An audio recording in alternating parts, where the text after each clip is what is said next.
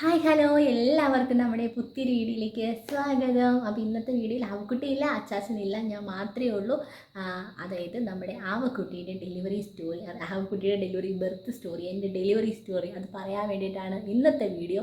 അപ്പം നമ്മൾ മെയിൻ ചാനലിലുള്ളവരാണെങ്കിൽ കണ്ടിട്ടുണ്ടാവും ഓൾറെഡി. അപ്പോൾ അവരൊക്കെ സ്കിപ്പ് ചെയ്തോളൂ കേട്ടോ. അപ്പം അറിയില്ലാത്തവർക്ക് വേണ്ടിയിട്ട്, അതായത് നമ്മുടെ പുതിയ ആളുകൾ ആവക്കുട്ടിയുടെ ചാനലിൽ നമ്മുടെ ആളുകൾക്ക് വേണ്ടിയിട്ട് ആണ് ഈ ഒരു സ്റ്റോറി പറയുന്നത്. അപ്പം കുറച്ച് പേര്, 1-2 പേര് നമുക്ക് കമൻറ്റ് ചെയ്തിരുന്നു, ആവക്കുട്ടി ഏത് ഹോസ്പിറ്റലിലാണ് ഉണ്ടായത്, ആവക്കുട്ടിയുടെ ഫുഡ് റൊട്ടീൻ, ആവക്കുട്ടിയുടെ ഡേ ഇൻ മൈ ലൈഫ് അങ്ങനെയൊക്കെ ചെയ്യാമോ എന്നൊക്കെ ചോദിച്ചിട്ട് 1-2 പേരിട്ടോ. നമ്മുടെ വളരെ ചെറിയ ചാനലാണ്, അപ്പോൾ അതിനകത്ത് ലക്ഷക്കണക്കിന് ആളുകളൊന്നും ചോദിക്കില്ല എന്ന് നിങ്ങൾക്കറിയാമല്ലോ. 1-2 ആളുകളൊക്കെ ചോദിച്ചിട്ടുണ്ടായിരുന്നു. അപ്പോൾ അത് കേൾക്കുമ്പോൾ നമുക്ക് ഭയങ്കര സന്തോഷമാണ്. അത് നിങ്ങളോട് എത്രത്തോളം പറഞ്ഞാൽ മനസ്സിലാകുമെന്ന് എനിക്കറിയില്ല. നമുക്ക് അത്രയും ഭയങ്കര സന്തോഷമാണ്. അപ്പോൾ അത് കേൾക്കുമ്പോൾ ഇന്ന വീഡിയോ ചെയ്യാമോ എന്നൊക്കെ ചോദിക്കുന്നതൊക്കെ ഭയങ്കര സന്തോഷമാണ്. അപ്പം ഡെലിവറി സ്റ്റോറി ഒന്ന് പറയാം. അത് കാര്യം കുറച്ച് നാളുകൾക്ക് മുന്നേ ഉള്ള സ്റ്റോറിയാണ്, ഏകദേശം 9 മാസം മുന്നത്തെ സ്റ്റോറി, കഥയല്ല, അനുഭവമാണ്. അപ്പം പറയാനുള്ളത് ആദ്യം തന്നെ പറയാം. സിസേറിയനാണോ നോർമലാണോ എന്നൊക്കെ ചോദിച്ചിട്ടുണ്ടായിരുന്നു. ആൺകുട്ടിയുടെ സിസേറിയൻ ആയിരുന്നു കേട്ടോ, സിസേറിയൻ ആയിരുന്നു. ഈ സിസേറിയനിലേക്ക് എത്തുന്നതിന് മുന്നേ കുറേ കോംപ്ലിക്കേഷൻസും കുറേ അധികം പ്രശ്നങ്ങളും കാര്യങ്ങളൊക്കെ ഉണ്ട്. അതായത് ഞങ്ങൾ 2.5 വർഷം കല്യാണം കഴിഞ്ഞ് 2.5 വർഷം വെയിറ്റ് ചെയ്തിരുന്നാണ് ഞാൻ പ്രഗ്നൻ്റ് ആകുന്നത്. ഞാൻ ആ കുട്ടീനെ പ്രഗ്നൻ്റ് ആകുന്നത്. അപ്പം കുറേ ഹോസ്പിറ്റലുകളൊക്കെ കയറി ഇറങ്ങിയിട്ടുണ്ട്. അപ്പം ട്രീറ്റ്മെൻറ്റ് എടുത്തത് എന്താണ്, അങ്ങനെയൊക്കെയുള്ള എന്തെങ്കിലും അറിയണമെന്നുണ്ടെങ്കിൽ നിങ്ങൾ കമൻറ്റ് ചെയ്യാം കേട്ടോ. ഞാൻ ആർക്കെങ്കിലും ഒരാൾക്കെങ്കിലും ഉപകാരപ്പെട്ടാലോ. അപ്പോൾ അതെന്തായാലും നിങ്ങൾ ആരെങ്കിലും ചോദിക്കുകയാണെങ്കിൽ ഉറപ്പായിട്ടും ഞാൻ പറയുന്നതായിരിക്കും. അപ്പം അങ്ങനെയാണ് പ്രഗ്നൻ്റ് ആകുന്നത്. പ്രഗ്നൻ്റ് ആയി കഴിഞ്ഞിട്ട് എന്ന് പറയുമ്പോൾ നോർമൽ എല്ലാവരെയും പോലെ തന്നെ എല്ലാ സിക്നസ്സും കാര്യങ്ങളും ഒക്കെ ഉണ്ടായിരുന്നു. വോമിറ്റിംഗ് എന്ന് പറഞ്ഞാൽ ഒരു രക്ഷയില്ലാത്ത വോമിറ്റിങ്. എനിക്ക് പ്രശ്നങ്ങൾ എന്ന് പറഞ്ഞു കഴിഞ്ഞാൽ മെയിനായിട്ടുള്ള എൻ്റെ ശത്രു ചോറ് മാർക്കുന്ന സ്മെല്ല്. ചോറൊട്ടും ഇഷ്ടമല്ലായിരുന്നു. പിന്നെ ഓറഞ്ച്, കാരണം പ്രഗ്നൻസിക്ക് തൊട്ട് മുന്നേ വരെ ഞാൻ ഓറഞ്ച് ഭയങ്കരമായിട്ട് കഴിക്കുന്നു. ഓറഞ്ചിൻ്റെ ഒരു സീസണായിരുന്നു കേട്ടോ. അപ്പോൾ അതിന് ഭയങ്കരമായിട്ട് ഓറഞ്ച് കഴിക്കുമായിരുന്നു. അപ്പോൾ അതുകൊണ്ടാണോ എന്നറിയത്തില്ല. അതുപോലെ തന്നെ മാതള നാരങ്ങ, അതും ഞാൻ ഭയങ്കരമായിട്ട് കഴിക്കുമായിരുന്നു. ഈ 2 സാധനവും പ്രഗ്നൻ്റ് ആയി കഴിഞ്ഞപ്പോഴത്തേക്ക് ഭയങ്കരമായിട്ട് ഞാൻ വെറുത്തുപോയി. അതുപോലെ തന്നെ ചോറ്, വെള്ളം പോലും കുടിക്കാൻ പറ്റത്തില്ലായിരുന്നു കേട്ടോ. എല്ലാ ദിവസവും ട്രിപ്പ് ഇട്ട് ഹോസ്പിറ്റലിലായിരുന്നു. അപ്പം അങ്ങനെയാണ് നമ്മുടെ ഒരു 5th month first scanning okay ആയിരുന്നു, സെക്കൻഡ് സ്കാനിങ് ഓക്കെയാണ്, 3rd സ്കാനിങ് വരുന്നത് 5th മന്തിലാണ്. അതായത് നമ്മുടെ അനോമലി സ്കാനിങ് എന്ന് പറയുന്നത്. അപ്പോൾ അനോമലി സ്കാനിങ് ചെയ്ത സമയത്താണ് നമ്മുടെ ലൈഫ് തന്നെ മാറിയതെന്ന് പറയാം കേട്ടോ. അത്രത്തോളം നമ്മൾ ബുദ്ധിമുട്ട് അനുഭവിച്ച ഒരു സ്കാനിങ് ആയിരുന്നു അനോമലി സ്കാൻ. ഒട്ടും പ്രതീക്ഷിക്കാതെ നമ്മൾ അൺഎക്സ്പെക്റ്റഡ് ആയിട്ടാണ് ഇത് ചെയ്യാനായിട്ട് പോകുന്നത്. നമുക്ക് ഡേറ്റ് കിട്ടുമോ ഇല്ലെന്ന് അറിയത്തില്ലായിരുന്നു ഹോസ്പിറ്റലിൽ. അപ്പോൾ ചെന്നപ്പോഴത്തേക്കും അവിടെ ഉണ്ട്. അപ്പോൾ അങ്ങനെ ഞങ്ങൾ പെട്ടെന്ന് പോയി സ്കാൻ ചെയ്യുകയാണ് ചെയ്തത്. സ്കാനിങ്ങിൻ്റെ സമയത്താണ് അറിയുന്നത് നമ്മുടെ കുഞ്ഞിൻ്റെ ബ്രെയിനിൽ സിസ്റ്റ് ഉണ്ടെന്ന്, അതായത് തലച്ചോറിനുള്ളിൽ മുഴയുണ്ട് എന്നുള്ളത് നമുക്ക് സ്കാൻ ചെയ്ത സമയത്താണ് അറിയാൻ പറ്റുന്നത്. അതപ്പോൾ അതിൽ കൊടുത്തിരുന്ന മൾട്ടിപ്പിൾ സിസ്റ്റ് ഉണ്ടെന്നാണ് അതിൽ കൊടുത്തിരുന്നത്. അപ്പോൾ അത് കണ്ട സമയത്ത് എല്ലാ സ്കാനിങ്, ഇതിന് മുമ്പുള്ള 2 സ്കാനിങ്ങും കഴിഞ്ഞിട്ട് ഞാൻ ഭയങ്കര സന്തോഷത്തോടെയാണ് ഇറങ്ങി വന്നത് കേട്ടോ. അപ്പോൾ ഈ ഒരു സ്കാനിങ് കഴിഞ്ഞിട്ട് ഞാൻ ഇറങ്ങി വരുമ്പോൾ അത് പുറത്തിരിക്കുന്നവർ നോക്കിയിരിക്കുകയാണല്ലോ, നമ്മുടെ മുഖത്താണ് ആ സ്കാനിങ് ഓക്കെ ആണോ അല്ലയോ എന്നുള്ളതിൻ്റെ നമുക്ക് അറിയാൻ പറ്റുന്നത്. കുറേയൊക്കെ കാര്യങ്ങൾ നമുക്കറിയാമല്ലോ. അപ്പം ഞാൻ കരഞ്ഞുകൊണ്ടാണ് ഇറങ്ങി വന്നത്. അപ്പോൾ ഇങ്ങനെ പറഞ്ഞു. അപ്പോഴത്തേക്ക് നമ്മൾ കൺസൾട്ട് ചെയ്യുന്ന ഡോക്ടറെ കണ്ടപ്പോൾ ഡോക്ടർ നമുക്ക് വേറൊരു ഹോസ്പിറ്റലിലേക്ക്, അപ്പോൾ ഡോക്ടറുടെ ഇതിൽ ഒരു സിസ്റ്റൊക്കെ ഡോക്ടർ കണ്ടിട്ടുണ്ടെന്ന് പറഞ്ഞു. 1-ൽ കൂടുതൽ കാണുന്നത് ആദ്യമായിട്ടാണ്. അതായത് മൾട്ടിപ്പിൾ ലാർജ് സൈസിലാണ് കേട്ടോ. അപ്പോൾ അങ്ങനെ കാണുന്നത് ആദ്യമായിട്ടാണെന്ന് പറഞ്ഞുകൊണ്ട് ഞങ്ങളെ ഫീറ്റൽ ലോഡ്ജ്, അതായത് ഗർഭസ്ഥ ശിശുവിൻ്റെ കാര്യങ്ങൾ മാത്രം നോക്കുന്ന ഒരു ഡിപ്പാർട്ട്മെൻറ്റിലേക്ക് ഞങ്ങളെ റെക്കമെൻഡ് ചെയ്ത് അങ്ങോട്ട് വിടുകയാണ്. സോറി കേട്ടോ. അപ്പോൾ അങ്ങനെ ഞങ്ങൾ അവിടെ ചെന്നു. അപ്പോൾ അവിടെ ചെല്ലുമ്പോൾ നമ്മുടെ മൈൻഡിൽ എന്താണ്, ഇതൊന്നും ഉണ്ടാവരുത്, ഒരു കുഴപ്പവും കാണില്ല എന്നുള്ള വിശ്വാസമാണ്. അപ്പോൾ അവിടെ ചെന്നപ്പോൾ ആ സ്കാനിങ്ങിലും നമ്മുടെ കുഞ്ഞിൻ്റെ ബ്രെയിനിൽ സിസ്റ്റ് ഉണ്ട്. അപ്പോൾ അതിൻ്റെ ഓരോ 3 സിസ്റ്റാണ് ഉണ്ടായിരുന്നു കേട്ടോ. ഓരോന്നിൻ്റെയും മെഷർമെൻറ്റ് സഹിതം, അത് 3D സ്കാനിങ് ആയിരുന്നു, ഇച്ചിരി റേറ്റൊക്കെ കൂടിയ സ്കാനിങ് ആണ്. അപ്പോൾ അതിനകത്ത് ഓരോന്നിൻ്റെയും മെഷർമെൻറ്റ് സഹിതം അത് കൊടുത്തിട്ടുണ്ടായിരുന്നു കേട്ടോ. പക്ഷേ അവിടുന്ന് ഡോക്ടർ പറഞ്ഞു പേടിക്കേണ്ട കാര്യമില്ല, ചിലപ്പോൾ ഒരു 7 മാസം 8 മാസമൊക്കെ ആകുമ്പോൾ ഇതങ്ങ് പോകും, ചുങ്ങിപ്പോകും. 100% അല്ല, മേ ബി ഇത് പോകും എന്ന് പറഞ്ഞു. ഷുവറായിട്ട് അവർ പറയണേ ഇല്ല കേട്ടോ.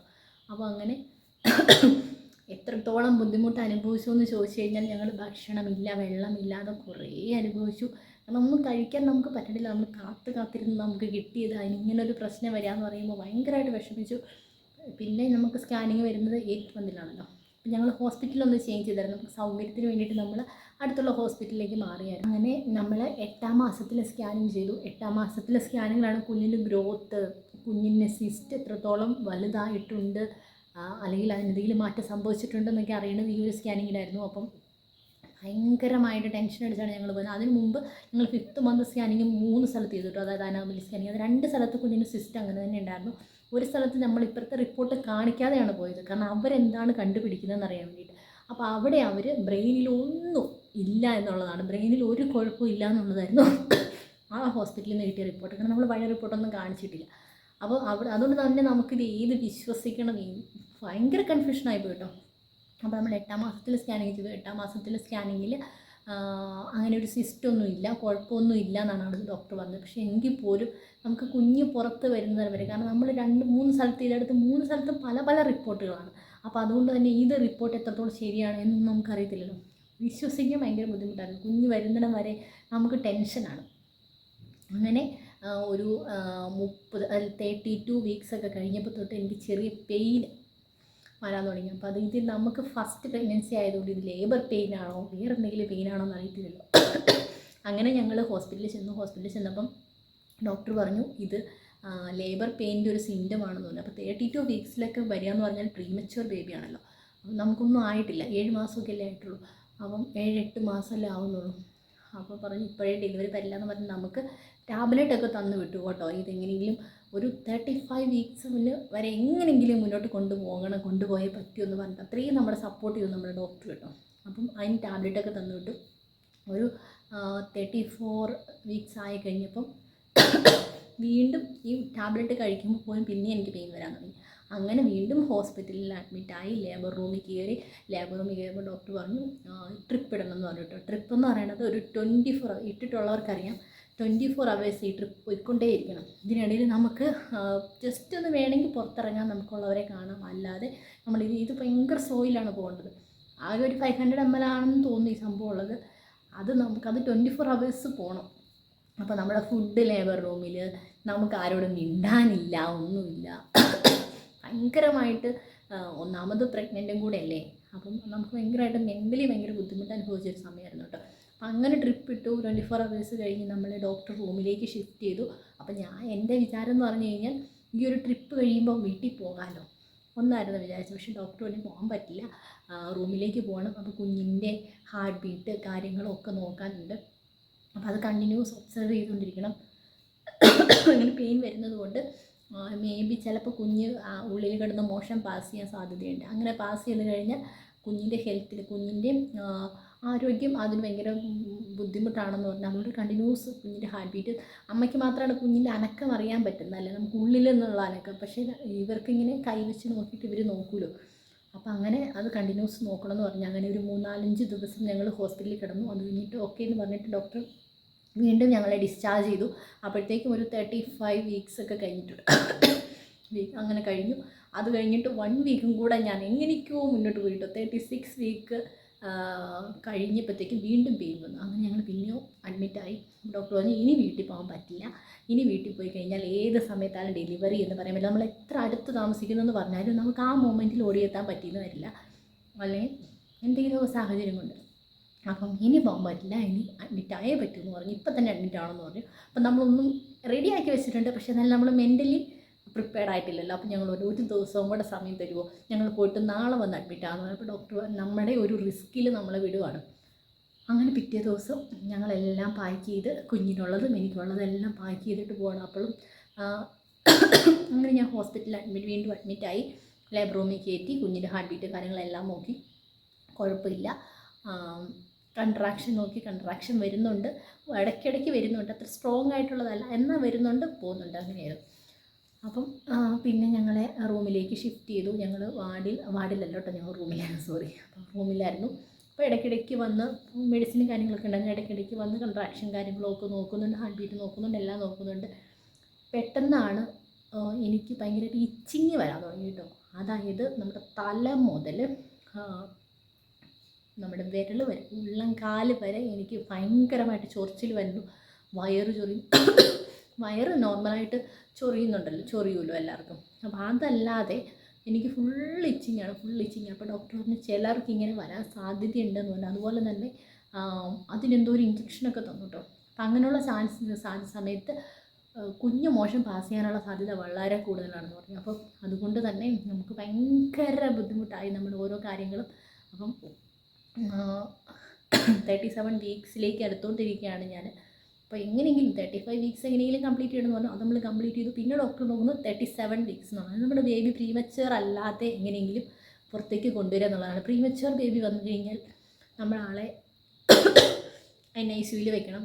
അപ്പം ഡോക്ടർ എപ്പോഴും പറഞ്ഞൊരു കാര്യമുണ്ട്, കുഞ്ഞ് NICUവിൽ കിടക്കുന്നതിനേക്കാളും ഏറ്റവും സേഫ് അമ്മയുടെ ഗർഭപാത്രത്തിൽ കിടക്കുന്നതാണെന്ന് പറഞ്ഞിട്ടുണ്ട്. അപ്പം മാക്സിമം കുഞ്ഞിനെ അവിടെ തന്നെ കിടത്തുക, എന്നിട്ട് ഗ്രോത്ത് കംപ്ലീറ്റ് ആയി കഴിഞ്ഞിട്ട് പുറത്തേക്ക് കൊണ്ടുവരിക. അതായിരുന്നു ഡോക്ടർ ലക്ഷ്യം വെച്ചതും അത് തന്നെയാണ് നമ്മളോട് ഓരോ സെക്കൻഡിലും പറഞ്ഞുകൊണ്ടിരുന്നത് കേട്ടോ. അപ്പം 37 വീക്സ് കംപ്ലീറ്റ് ചെയ്യുന്നതിൻ്റെ തലേദിവസമാണെന്ന് പറഞ്ഞു. ഇച്ചിങ് നല്ല രീതിക്കുണ്ട്. അപ്പം തലേദിവസം ഡോക്ടർ പറഞ്ഞു ഇന്ന് നമുക്ക് PV ചെയ്ത് നോക്കാമെന്ന്. അന്ന് വരെയും PV ചെയ്തിട്ടില്ല. PV പലരും ചെയ്ത് കേട്ടിട്ട് ഭയങ്കരമായിട്ടുള്ള പേടിപ്പെടുത്തുന്ന പലതും ഞാൻ കേട്ടിട്ടുണ്ട്. അപ്പോൾ അതുകൊണ്ട് തന്നെ എനിക്ക് ഭയങ്കര പേടിയായിരുന്നു. ഡെലിവറിയേക്കാളും പേടിയാണ് എനിക്ക് PV. കാരണം അത് പലരും പറഞ്ഞു കേട്ടിട്ടുണ്ട്. ഡെലിവറിക്ക് ഞാൻ കരഞ്ഞിട്ടില്ല, PV ചെയ്തപ്പോൾ കരഞ്ഞിട്ടുണ്ടെന്ന് പറഞ്ഞ് കേട്ടിട്ടുണ്ട് കേട്ടോ ഞാൻ. അപ്പോൾ അതെനിക്ക് ഭയങ്കര പേടിയായിരുന്നു. അപ്പോൾ PV ചെയ്യാൻ വേണ്ടിയിട്ട് പോയി. പറഞ്ഞ പോലെ പെയിൻ ഉണ്ടോ എന്ന് വെച്ചാൽ ഉണ്ടായിരുന്നു കേട്ടോ, നല്ല പെയിൻ ഉണ്ടായിരുന്നു. പക്ഷേ ഓക്കെ, അത് നമുക്ക് അക്സെപ്റ്റ് ചെയ്യാൻ പറ്റുന്നൊരു പെയിനായിരുന്നു. അപ്പോൾ PV ചെയ്തതിന് ശേഷം അതുവരെ നമുക്ക് വേറൊരു ടെൻഷനോ കാര്യങ്ങളൊന്നുമില്ല. PV ചെയ്തതിന് ശേഷം ഡോക്ടർ പറഞ്ഞു കുഞ്ഞിൻ്റെ പൊസിഷനും കാര്യങ്ങളൊക്കെ ആദ്യം മുതൽ ലാസ്റ്റ് വരെയും കറക്റ്റ് പൊസിഷനായിരുന്നു കേട്ടോ. അത് ഡെലിവറിക്ക് വേണ്ടുന്ന, അതായത് നോർമൽ ഡെലിവറി നടക്കാൻ പറ്റുന്ന ഒരു പൊസിഷനിൽ തന്നെയായിരുന്നു കുഞ്ഞുണ്ടായിരുന്നത്. അവളുടെ ഗ്രോത്ത്, അതായത് വെയിറ്റ് ഓക്കെയാണ്, മൂവ്മെൻറ്റ്സ് കാര്യങ്ങൾ. അപ്പോൾ ഞാൻ എവിടെ പറഞ്ഞു നിർത്തിയെന്ന് മറന്നു പോയി. നമുക്ക് PV ചെയ്തിട്ട് ഡോക്ടർ പറഞ്ഞു നമ്മുടെ അതായത് കുഞ്ഞ് ഇറങ്ങി വരുന്ന ഒരു പ്ലേസ് ഉണ്ടല്ലോ, അവിടെ നമുക്ക് ഒരു ബോൺ ഉണ്ടെന്ന് പറഞ്ഞു. ആ ബോൺ അത് എങ്ങനെയാണ് മെഡിക്കൽ ടീമിൽ പറയേണ്ടതെന്ന് എനിക്കറിയത്തില്ല. ആ ബോണ് ഉള്ളത് കൊണ്ട് കുഞ്ഞ് ഇറങ്ങി വരുമ്പോൾ ചിലപ്പോൾ പാതി വന്ന് സ്റ്റക്കാവാൻ സാധ്യതയുണ്ടെന്ന് പറഞ്ഞു. അങ്ങനെ സ്റ്റക്കായി നിൽക്കുമ്പോൾ കുഞ്ഞ് നമുക്കതായത് നോർമലും പറ്റുന്നില്ല, സിസേറിയൻ കുഞ്ഞ് അവിടെ വരെ ഇറങ്ങി വന്നു കഴിഞ്ഞാൽ പിന്നെ സിസേറിയൻ പറ്റത്തില്ല.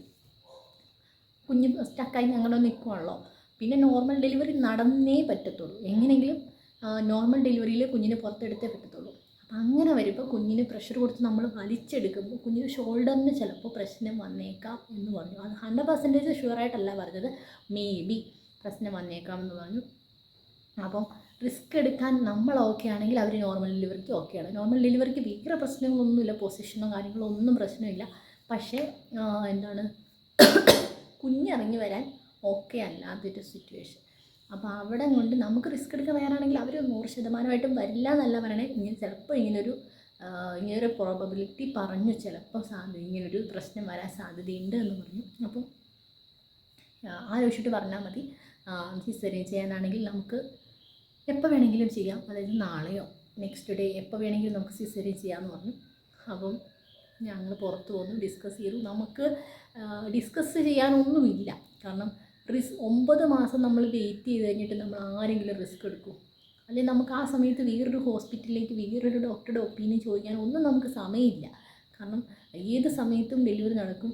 കാരണം എനിക്ക് ഭയങ്കരമായിട്ട് ചൊറിച്ചിലുണ്ടല്ലോ, അത് ഭയങ്കര വിഷയമാണ് കേട്ടോ. അപ്പം നമുക്കതിന് ഓയിൽമെൻറ്റോ മെഡിസിനും കാര്യങ്ങളൊക്കെ ഉണ്ടായിരുന്നു. അപ്പോൾ ഏത് സമയത്തും ഡെലിവറി നടക്കും. അപ്പോൾ നമുക്ക് വേറൊരു ഓപ്ഷൻ ഒന്നുമില്ല. അപ്പം നമുക്ക് ഇപ്പം ഒക്കെ റിസ്ക് എടുക്കാം, ഞാൻ നോർമൽ ഡെലിവറി മതി എന്ന് വാശി പിടിക്കാൻ പറ്റില്ലല്ലോ. കാരണം ഇത്രയും നാൾ നമ്മൾ വെയിറ്റ് ചെയ്തിട്ട് എന്തെങ്കിലും സംഭവിച്ച് പോയിട്ടുണ്ടെങ്കിൽ നമുക്ക് പിന്നീട് ആലോചിച്ചിട്ട് കാര്യമില്ല. അപ്പം ഞങ്ങൾക്ക് പിന്നെ മൂന്നാമതൊന്നും ആലോചിക്കേണ്ട ഒരു ആവശ്യമേ ഉണ്ടായിരുന്നില്ല. ഞങ്ങൾ പറഞ്ഞു ഓക്കെ, C-സെക്ഷൻ ഞങ്ങൾ ഓക്കെ ആണെന്ന് പറഞ്ഞു. അത് 37 വീക്സ് ആയി. അപ്പം പിന്നെ നമുക്കൊന്നും നോക്കാനില്ല. അപ്പോൾ ഡോക്ടർ പറഞ്ഞു ഡേറ്റ് എപ്പോൾ വേണം, അതായത് നാളെ വേണോ അല്ലെങ്കിൽ 2 ദിവസം കഴിഞ്ഞ് വേണോ. അപ്പോൾ നമ്മൾ ഈ ഹോസ്പിറ്റലിൽ തന്നെ കിടക്കണം, നമ്മൾ ഈ വേദനയും ഈ ഇച്ചിങ്ങും എല്ലാ കാര്യങ്ങളും സഹിച്ച് നമ്മൾ നിൽക്കണം. അപ്പം നമ്മൾ പറഞ്ഞു എന്തിനാണ് അത്രയും ഡിലേ ചെയ്യുന്നത്? അപ്പോൾ ഒരു ദിവസം മുന്നെങ്കിൽ ഒരു ദിവസം മുന്നേ നമുക്ക് നമ്മുടെ കുഞ്ഞിനെ കാണാമല്ലോ, നമുക്ക് ഗ്രോത്തും കാര്യങ്ങളൊക്കെ കറക്റ്റാണ്. വെയിറ്റൊക്കെ ഉണ്ട്, ആവശ്യത്തിന് ഓവർ വെയിറ്റ് അല്ല, കറക്റ്റ് വെയിറ്റ് ഉണ്ടായിരുന്നു.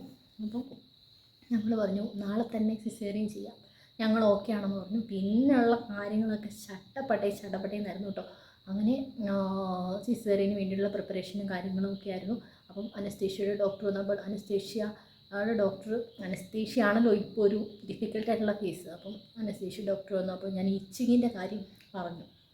അപ്പോൾ ഡോക്ടർ അപ്പം ഈ അനസ്തേഷ്യയിൽ ഇച്ചിങ് ഒരു പ്രോബ്ലമാണെന്ന് തോന്നുന്നുണ്ട്.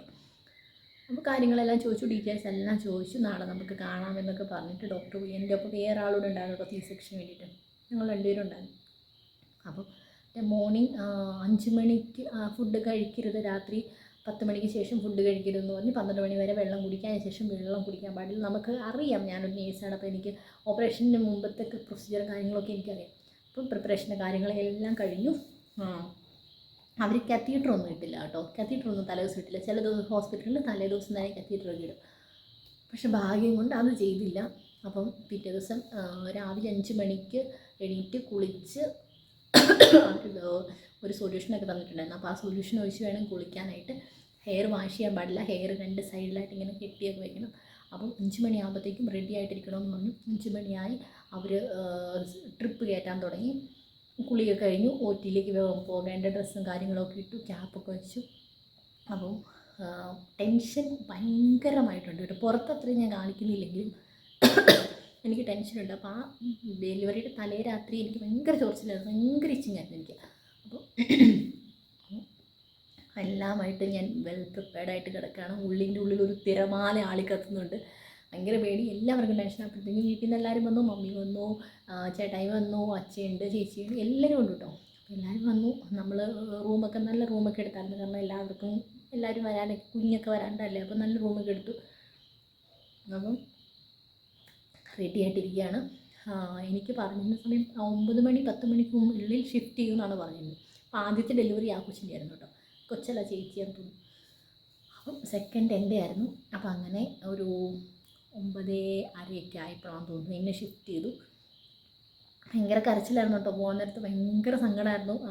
അച്ഛയ്ക്കും ഭയങ്കര സങ്കടമായിരുന്നു, എല്ലാ മമ്മിയൊക്കെ ഭയങ്കര കരച്ചിലായിരുന്നു കേട്ടോ. കാരണം ഞങ്ങൾ ഒട്ടും പ്രതീക്ഷിച്ചില്ല സിസേറിയൻ ആവും. സിസേറിയൻ്റെ പ്രശ്നമുണ്ടെന്നല്ല കേട്ടോ പറഞ്ഞ്, നമ്മൾ നോർമലായിരിക്കും എന്ന് വിചാരിച്ചു. അപ്പം ഷിഫ്റ്റ് ചെയ്തു. ഓപ്പറേഷൻ തിയേറ്റർ എന്ന് പറഞ്ഞാൽ നമ്മൾ ജോലിക്കൊക്കെ നിന്നിട്ടുണ്ടെങ്കിലും നമ്മൾ ഓപ്പറേഷൻ തിയേറ്ററിൻ്റെ ടേബിളിൽ കിടക്കുമ്പോൾ അത് വേറൊരു എക്സ്പീരിയൻസാണ്. ഒരുപാട് പേര് നമ്മൾ കണ്ടിട്ടുണ്ടെങ്കിലും നമുക്ക് ആ അവസ്ഥ വന്ന് നമ്മൾ കിടക്കുമ്പോൾ ഭയങ്കര പേടിയാണ്. കാരണം നല്ലൊരു കാര്യത്തിന് വേണ്ടിയിട്ടാണെങ്കിൽ പോലും ഓപ്പറേഷൻ എന്ന് പറഞ്ഞാൽ നമുക്ക് പേടി തന്നെയല്ലേ. അപ്പം അങ്ങനെ കിടന്നു. അവർ അകത്ത് കയറ്റി, കുറേ കാര്യങ്ങളൊക്കെ ഉണ്ട്, എന്തൊക്കെയോ പ്രൊസീജിയറുണ്ട്. പിന്നെ മെയിനായിട്ടും ഒരു പ്രാർത്ഥന ഉണ്ടായിരുന്നു കേട്ടോ. അപ്പോൾ അവർ പറഞ്ഞു ഞങ്ങളൊന്ന് പ്രാർത്ഥിക്കാൻ പോവാണ് കേട്ടോ. ഞാൻ ഓക്കെ. അപ്പോൾ എനിക്ക് ഭയങ്കരമായിട്ട് ഷിവർ ചെയ്യുന്നുണ്ട്, പേടി കൊണ്ട് ഷിവർ ചെയ്തിട്ട് എനിക്ക് ടേബിളിൽ കിടക്കാൻ പറ്റാത്തൊരവസ്ഥ. എന്നിട്ട് ഡോക്ടർ വന്നു, അനസ്തേഷ്യ എടുക്കാൻ പോവാണെന്ന് പറഞ്ഞു. അപ്പോൾ അനസ്തേഷ്യയെക്കുറിച്ച് എനിക്ക് ഭയങ്കര പേടിയാണ്, ഭയങ്കര പെയിനാണെന്നാണ്, നമ്മൾ നട്ടലിനിട്ടാണല്ലോ തരുന്നത്, ഭയങ്കര പെയിനാണെന്നുള്ള രീതിയിൽ. അപ്പം എൻ്റെ അടുത്ത സിസ്റ്റർമാരൊന്നുമില്ല, ഒരു ബ്രദറായിരുന്നു കേട്ടോ ഉണ്ടായിരുന്നത്. അപ്പം ഞാൻ ആ ബ്രദറിൻ്റെ കയ്യിൽ ചാടി പിടിച്ചിട്ട് ഞാൻ മുറുക്കെ പിടിച്ചേക്കാണ്. അപ്പം ഭയങ്കരമായിട്ട് വിറയ്ക്കുന്നുണ്ട് എന്നെ. അപ്പം അവർ അനസ്തേഷ്യ, അപ്പം എന്നോട് പറഞ്ഞു പേടിക്കണ്ട, ഈ കയ്യിൽ ക്യാനിലിടുമല്ലോ, ആ ഒരു പെയിൻ പോലും അനസ്തേഷ്യ എടുക്കുന്നതിന് ഇല്ല, പേടിക്കണ്ട. അപ്പോൾ ഇടയ്ക്ക് ഞാനൊന്ന് കട്ട് ചെയ്തു, ആ കുട്ടി എഴുന്നേറ്റു. അപ്പോൾ അവളെ ഉറക്കി ഒന്ന് സെറ്റാക്കിയിട്ട് വന്നാണ് കേട്ടോ. അപ്പം എവിടെ വരെയാണ് പറഞ്ഞത്, നമ്മുടെ അനസ്തേഷ്യ തന്നു. അപ്പോൾ അനസ്തേഷ്യൻ ഡോക്ടറുണ്ട്, നമ്മുടെ ഗൈനക്കോളജിയുടെ കൺസൾട്ടൻ്റ് ഉണ്ട്. മറ്റേ കൊച്ചിൻ്റെ ഡെലിവറി അത് സിസേറിയൻ കഴിഞ്ഞു കേട്ടോ. ആ ചേച്ചിക്കൊരു ആൺകുട്ടി ഉണ്ടായിട്ടോ. അപ്പോൾ ഇതൊക്കെ അവിടെ സംസാരിക്കുന്നത് ഞാൻ കേൾക്കുന്നുണ്ട്. ആളെ ഞാൻ കണ്ടില്ല, പക്ഷെ ആളെ ഞാൻ തലേദിവസം കണ്ടാണ് കേട്ടോ, പിന്നെ കണ്ടിട്ടില്ല. അപ്പം ഇത് പറയുന്നത് ഞാൻ കേട്ടു കേട്ടോ.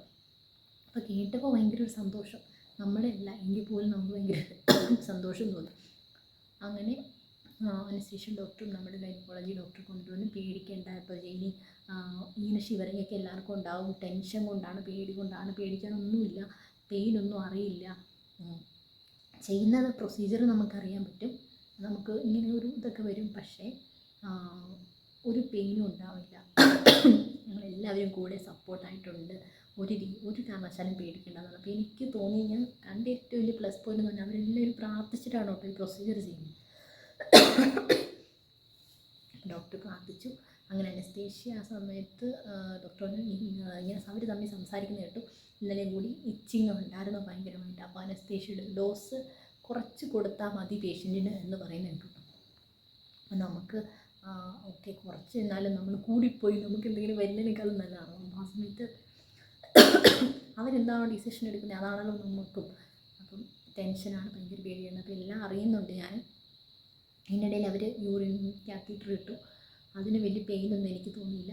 എൻ്റെ ഉള്ളിലെ പേടി കൊണ്ടും ഒക്കെ കൊണ്ടായിരിക്കും എനിക്ക് വേറെ പെയിനൊന്നും എനിക്ക് ഫീൽ ആകുന്നില്ല. അനസ്തേഷ്യ എടുത്തു, അനസ്തേഷ്യക്കൊന്നും എനിക്ക് ഒരു പെയിനും ഉണ്ടായില്ല കേട്ടോ. ആ സത്യം അവർ പറഞ്ഞ പോലെ ഈ നമ്മുടെ കയ്യിൽ ക്യാനലിടുന്നതിൻ്റെ പെയിൻ പോലും എനിക്കുണ്ടായില്ല. അപ്പോൾ അങ്ങനെ എല്ലാം ചെയ്തു. അത് കഴിഞ്ഞിട്ട് അവർ പ്രൊസീജിയർ ചെയ്യാൻ തുടങ്ങുവാണ് കേട്ടോ. ഓക്കെ എന്ന് പറഞ്ഞു. അപ്പോഴേക്കും ഞാൻ ഒരു പാതി ഒരു ചെറിയൊരു മയക്കം എനിക്കുണ്ട്. പക്ഷേ ചെയ്യുന്ന കാര്യങ്ങളെല്ലാം എനിക്കറിയാം. വയറിങ്ങനെ കീറുന്നു, അപ്പോൾ അതൊക്കെ എനിക്കറിയാം. അങ്ങനെയെല്ലാം തുടങ്ങി. അപ്പം ഇവിടുന്ന് കുഞ്ഞിനെ പുറത്തെടുക്കാൻ പോകുന്നത് നമുക്കറിയാൻ പറ്റും. കാരണം മേളിൽ നിന്ന് അവരിങ്ങനെ താഴേക്ക് പ്രഷർ കൊടുക്കുകയാണ്, കുഞ്ഞിനെ താഴേക്ക് കൊണ്ടുവരികയാണ് കേട്ടോ. അപ്പോൾ അതൊക്കെ എനിക്കറിയാം. ഇപ്പോൾ ബേബി വരും, ആൺകുട്ടിയായാലും പെൺകുട്ടിയായാലും ഇപ്പോൾ വരും, അതൊക്കെ എനിക്ക് മനസ്സിലാവുന്നുണ്ട്. അപ്പം ആ സെക്കൻഡിൽ തന്നെ കുഞ്ഞ് പുറത്ത് വന്നു. അത് വിത്തിൻ സെക്കൻഡിലാണ് കേട്ടോ എല്ലാ പരിപാടി നടക്കുന്നത്. കുഞ്ഞിനെ എടുത്തിട്ട് ഇങ്ങനെ പൊക്കി എടുക്കുന്ന നമുക്ക് ഫീൽ ആവുന്നുണ്ട്. അപ്പം അങ്ങനെ എടുത്തിട്ട് പറഞ്ഞു കൺഗ്രാജുലേഷൻ ജെയിനി, ഈ പെൺകുട്ടിയാണെന്ന് പറഞ്ഞിട്ടോ. അപ്പോഴേക്കും ഭയങ്കര സന്തോഷമാണ്. അറിയില്ല കേട്ടോ, എന്താണെന്ന് പറഞ്ഞറിയിക്കാൻ അറിയില്ല. ആ ഒരു സമയത്ത്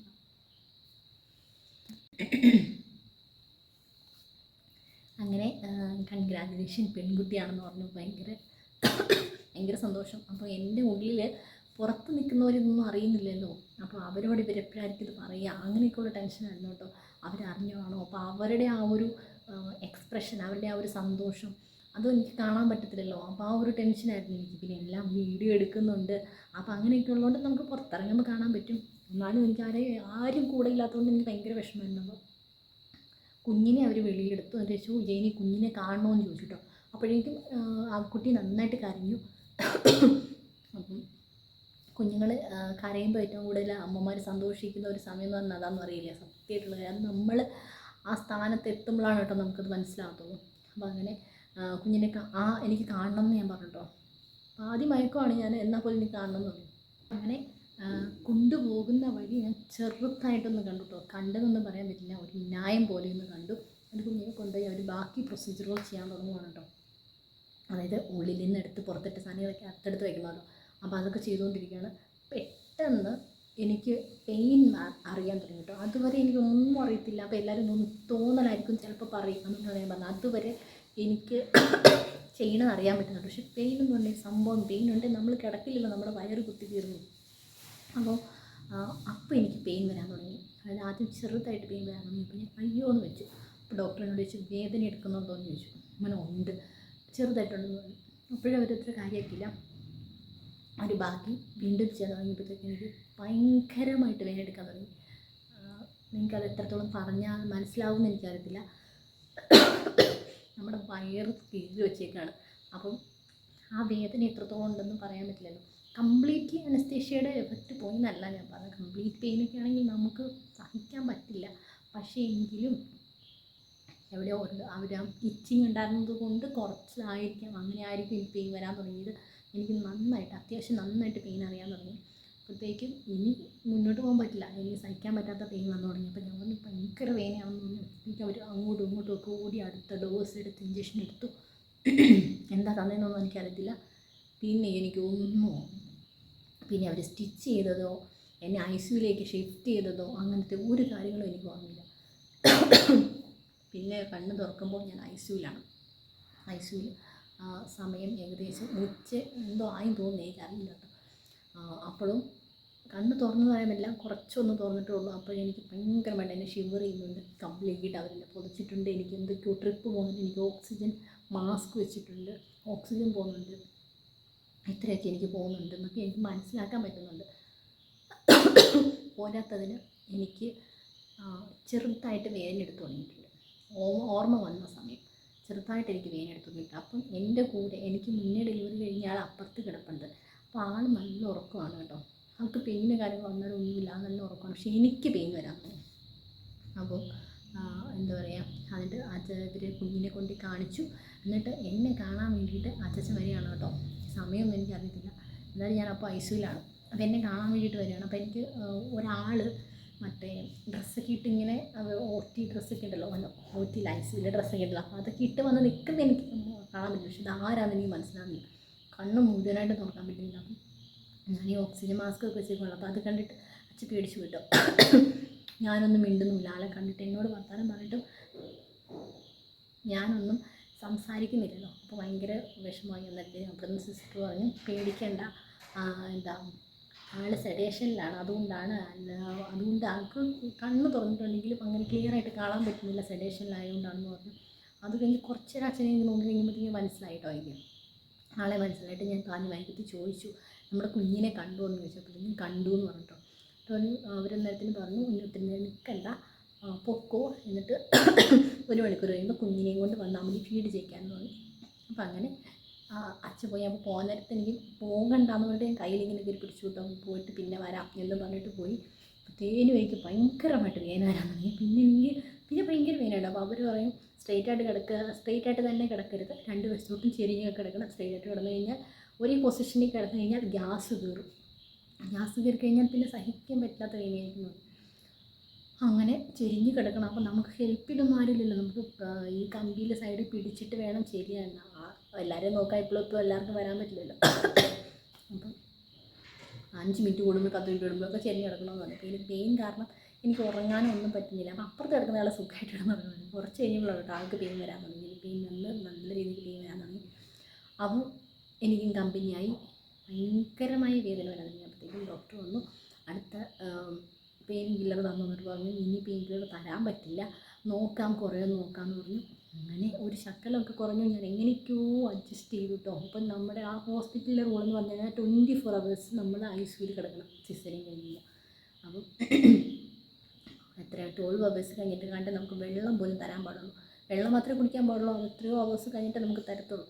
അപ്പം കുറേ കഴിഞ്ഞപ്പോൾ എന്നോട് ചോദിച്ചു ചായ വേണോ കാപ്പി വേണോ, അങ്ങനെ എന്തെങ്കിലും, പാൽ ചായ വേണോ അതോ കട്ടൻ കാപ്പി വേണമെന്ന്. അന്ന് പിന്നെ കട്ടൻ ചായ മതി എന്ന് പറഞ്ഞു.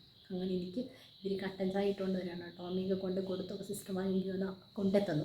അപ്പം ജീവിതത്തിൽ ആദ്യമായിട്ടാണ് എനിക്ക് കട്ടൻ ചായക്ക് അത്രയും ടേസ്റ്റ് തോന്നിയത്. പിന്നെ ഫ്ലാസ്കിനകത്ത് കൊണ്ടുവന്നത് 2-3 ഗ്ലാസ് ഉണ്ടായിരുന്നു. അത് മുഴുവനും ഞാൻ കുടിച്ചു.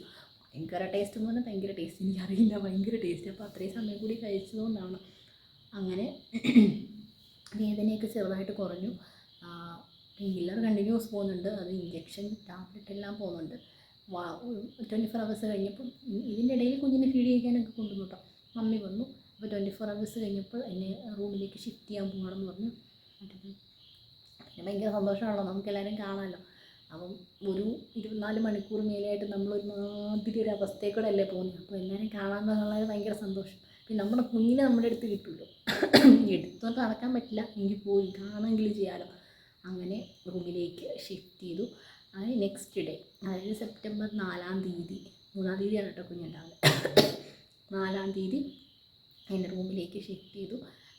സിസേറിയൻ കഴിഞ്ഞവർക്ക് അറിയാമല്ലോ, നമുക്ക് ആദ്യത്തെ ഒരു നടപ്പ് അല്ലെങ്കിൽ നമുക്ക് എണീറ്റിട്ട് കിടക്കുക എന്നൊക്കെ പറഞ്ഞു കഴിഞ്ഞാൽ അസഹനീയമായ വേദന. എല്ലാ ഡെലിവറിക്കും വേദന കേട്ടോ, ഇല്ലെന്നല്ല ഞാൻ പറഞ്ഞത്. നമ്മൾ അനുഭവിച്ച കാര്യം മാത്രമേ നമ്മൾ എക്സ്പീരിയൻസ് ചെയ്ത കാര്യം മാത്രമേ നമുക്ക് പറയാൻ പറ്റത്തുള്ളൂ, ഉറപ്പിച്ച് പറയാൻ പറ്റത്തുള്ളൂ. മറ്റേത് എനിക്കറിയില്ല, അതുകൊണ്ട് അറിയില്ല, അപ്പോൾ അതുകൊണ്ടാണ് പറയാത്തത്.